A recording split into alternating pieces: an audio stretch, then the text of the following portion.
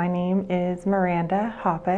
I was diagnosed when I was 36 years old. My oncologist told me that it was in the breast cancer community called the kiss of death. They said that my 5-year mark was something that I would probably never see.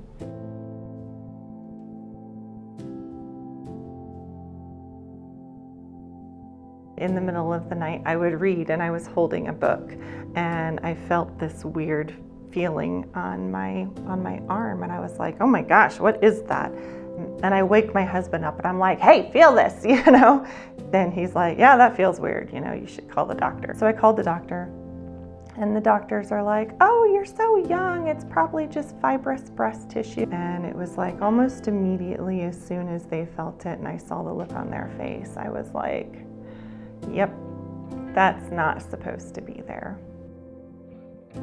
I had my full double mastectomy with no skin saving and no tissue saving the 29th of October, and I took my kids trick-or-treating on the 31st.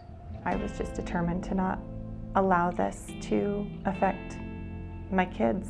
I advocated for my medical treatment plan.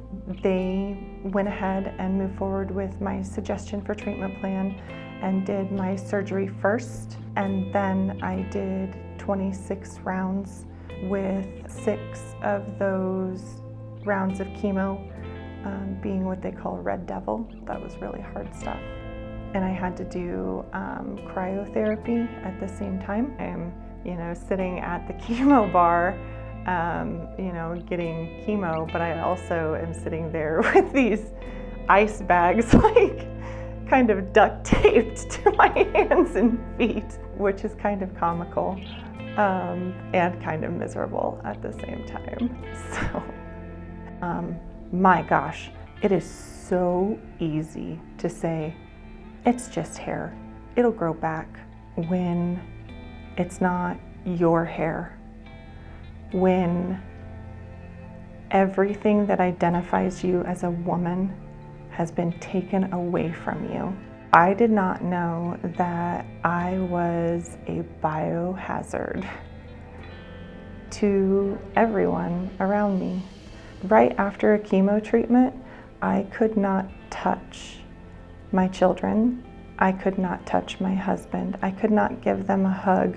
When you're in those moments, the only thing that you could want more than anything is a hug, and you can't have a hug. That was one of the hardest things in the world. Your mindset just has to be right to get through them and to continue to get through them. That's what makes you stronger.